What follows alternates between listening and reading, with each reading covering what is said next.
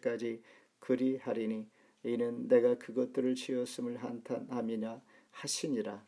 그러나 노아는 여호와께 은혜를 입었더라. 함께 읽습니다. 이것이 노아의 족분이라.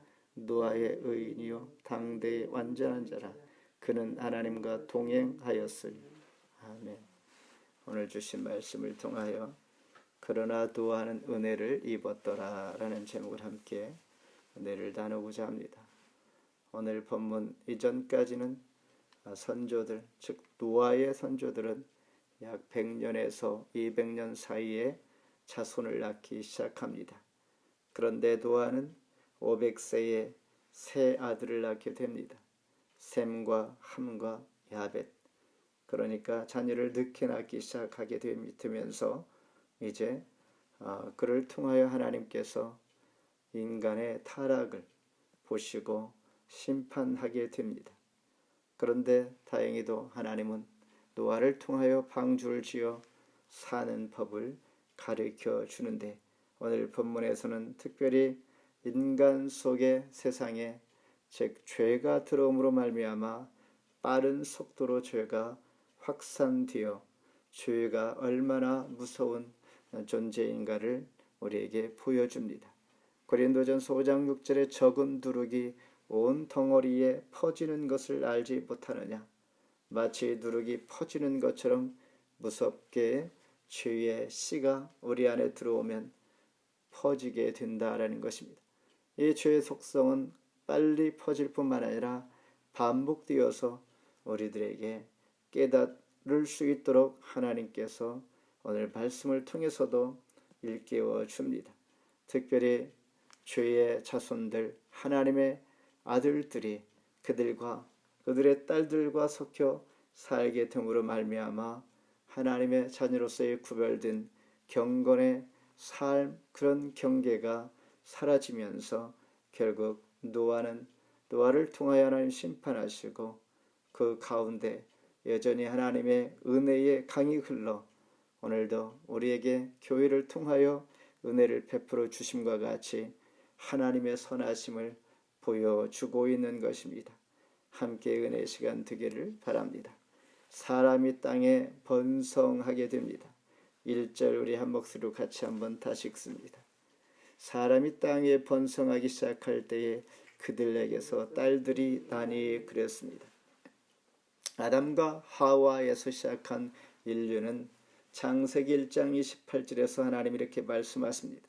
생육하고 번성하여 땅에 충만하라. 이와 같이 말씀하신 대로 땅에 정말 사람이 번성하기 시작합니다. 그런데 죄된 인간의 결과는 악함이 그지 없게 되면서 오늘 본문 1, 2절에서 번성하기 시작할 때 그들에게서 딸들이 난다. 그리고 하나님의 아들들이 사람의 딸들의 아름다움을 보고 좋아하는 모든 여자를 아내로 삼는지라 그랬습니다. 여기에서 인간의 결과는 악할 뿐만 아니라 하나님의 아들들이 즉 하나님의 은혜 가운데 경건한 자로 하나님 택한 백성들이 믿지 않는 불경건한 즉 가인의 족속들과 딸들과 결혼을 하게 되면서 진정한 하나님의 사람과 믿음의 사람과 믿지 않는 사람들의 경계가 사라지게 됩니다. 다시 말해서 믿는 사람들이 세상 믿지 않는 사람들과 같이 살아가고 있는 즉 하나님의 사람의 그러한 모습을 우리는 잊고 살아가는 그런 세상이 되어서 그 가운데 죄가 들어가니 매우 빨리 타락하게 된다 그런 말을 하고 있는 것입니다. 타락의 실상을 반복하여 오늘 본문에서 말하고 있는데 3절에서는 나의 영이 영원히 사람과 함께 하지 아니하리니 그랬습니다. 범죄자의 첫 번째 특징은 하나님의 영이 떠납니다. 우리 안에 함께 있던 하나님의 영이 떠나는 것이 범죄하게 됨으로 말미암아 나타나는 현상입니다. 하나님의 영이 떠났습니다. 5, 6절에는 죄악이 세상이 가득하고 사람들의 생각과 계획이 항상 악하다 이렇게 말하고 있습니다. 그러면서 하나님은 사람 지으신 것을 한탄하시는 것이죠. 11절 12절에서는 온 땅이 하나님 앞에 부패하여 포악함이 땅에 가득할 뿐만 아니라 혈력 있는 자의 행위가 부패하다 말씀하시면서 하나님은 사람을 지으신 것을 처음에는 기뻐하셨는데 이제 점차 죄가 세상 가운데 들어옴으로 말미암아 손을 쓸 수 없을 정도로 타락하면서 하나님은 사람 지으심을 한탄하게 되는 것이죠. 그래서 하나님은 결국 7절에 이르시되 내가 창조한 사람을 내가 지면에서 쓸어버리되 라고 심판의 계획을 하나님께서 선언하고 있는 것입니다. 우리 8절 한번 같이 읽습니다. 은혜를 입은 노아 8절 시작. 그러나 노아는 여호와께 은혜를 입었더라. 과연 노아는 어떻게 살아갔던 사람일까? 과연 노아는 어떻게 의인이라고 하나님께서 말씀하실까라는 것입니다. 어떻게 하여 은혜를 입었을까? 9절에 지금 읽은 바로 본문 다음에 노아는 의인이라고 그랬습니다. 전혀 죄가 없다는 뜻이 아닙니다. 믿음의 사람이란 뜻을 하나님께서 노아는 의인이요 이렇게 말씀하십니다. 믿음으로 말미암아 의롭다 하심을 받는 것이 성경 전체를 통하여 우리에게 가르쳐 주시는 교리입니다. 갈라디아서 2장 16절에 사람이 의롭게 되는 것은 율법 행위가 아니요 오직 예수 그리스도를 믿음으로 말미암아 의롭다 하였습니다. 이와 같이 노아는 당대에 하나님 보시기에 의인이었습니다. 그러므로 은혜를 입은 것입니다. 또한 9절에 노아의 족본이라 노아는 의인이요 당대의 완전한 자라 그는 하나님과 동행하였으며 그래서 하나님과 동행한 것입니다. 노아는 구별된 삶을 살았던 것입니다. 세상에 죄악이 가득할 때 노아와 그의 가족은 하나님께서 베푸신 언약을 쫓아 말씀을 붙들고 구별된 삶을 살았습니다. 마치 주와 동행하다가 죽음을 보지 않고 들림을 받은 에녹과 같은 그런 믿음의 사람을 하나님께서는 의인이요 동행하여 주신 것입니다. 그가 하나님 말씀을 붙들고 살 때 세상 사람들은 많은 배척과 또한 그가 당한 수모들이 있었을 것입니다. 이와 같이 오늘 우리가 살아가는 이 시대도 그와 같은 시대나 다름이 없습니다. 그러나 우리는 세상과 구분 없이 살아가는 죄악된 노아의 시대가 아니라 오늘 우리가 믿음을 지켜 의롭다라고 또한 하나님 보시기에 하나님과 동행하는 삶을 살기를 하나님 원하시는 것입니다. 우리 신앙을 지키며 믿음을 지키며 하나님과 날마다 믿음 안에서 걸어가는 것. 사도행전 4장 19, 20절에 베드로와 요한이 대답하여 이르되 하나님 앞에서 너의 말을 듣는 것이 하나님의 말씀을 듣는 것보다 옳은가 판단하라.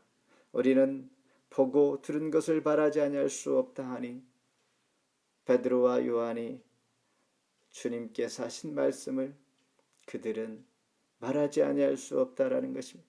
오늘 성경에서 배운 것 진리를 내가 하나님 만난 경험과 하나님의 어떤 분이신가를 지금까지 나를 신실하게 인도하시고 약속을 지켜주셨던 하나님, 지금도 함께 하시는 그 하나님을 내가 말하지 아니할 수 없다.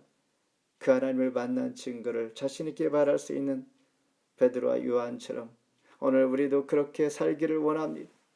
노아가 살아갔던 그의 의인 또한 하나님과 동행한 삶을 지금도 세상을 바라보며 살지 아니하고 하나님 은혜 안에서 삶을 살아가는 저와 여러분 되기를 원합니다. 또한 노아는 순종하는 사람이었습니다. 22절 같이 한번 봅니다. 노아가 그와 같이 하여 하나님이 자기에게 명하신 대로 다 준행하였더라. 하나님께서 하신 말씀대로 노아를 그대로 다 지었습니다. 다 준행하였더라. 이 말은 순종은 하나님 말씀에 의지하여 살 뿐만 아니라 자기에게 주어진 책임을 다하는 그러한 삶을 살았다는 것입니다. 아마도 그런 시대의 산꼭대기에 배를 지어라 하면 납득이 가지 않았을 것입니다. 하나님 왜 이런 배를 이 산꼭대기에 바다도 아니고 짓게 합니까? 라고 불평도 할 수 있습니다. 이해가 가지 않습니다. 본인도 그럴 테고 수많은 사람들이 다 어쩌면 조롱하고 정신이 이상한 사람이 아닐까라고 했을 것입니다.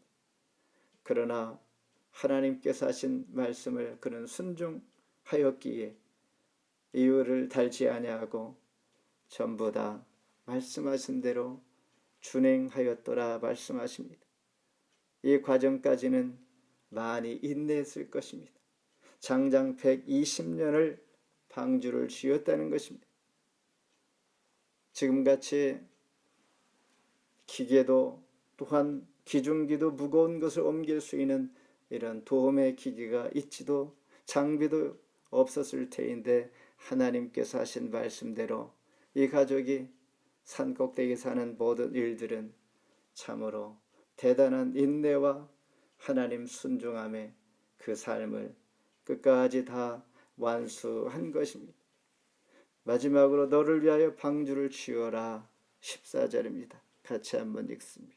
14절 너는 고페르 나무로 너를 위하여 방주를 만들되 그 안에 칸들을 막고 역정을 그 안팎에 칠하라.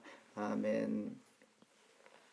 하나님은 심판의 예고와 함께 노아를 구원하기 위하여 그 와중에 거대한 방주를 짓게 합니다. 방주의 제도는 이렇습니다. 15절에 그 방주의 제도는 이러하니 장이 300규빗, 광이 50규빗, 고가 30규빗이며 미터 단위로 보면 길이가 150m입니다. 폭이 25m, 높이가 15m, 9만 톤급의 배인 것입니다. 지금도 9만 톤급의 배라면 아주 큰 배인 것입니다. 이 대단한 장엄한 엄청 큰 이 배를 그 가족이 함께 120년 동안 지었다는 것입니다. 그리고 16절에 보니 창을 내되 위에서부터 한 규빗에 내고 그 문은 옆으로 내고 상중하 3층으로 할지니라. 이 말은 1, 2층에는 창이 없고 3층에 창이 있습니다. 3층에만 창이 있다는 이유는 파도를 보지 못하도록 기도의 창으로 하나님만 바라보도록 그런 의미로 지었다는 것입니다.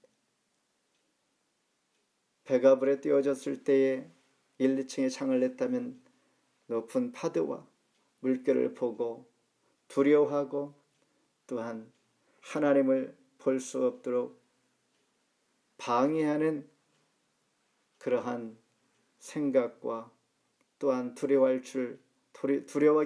될진데 3층에 창을 내어서 오직 하나님만 바라보며 주만 의지하여 지낼 수 있도록 지었다는 것입니다.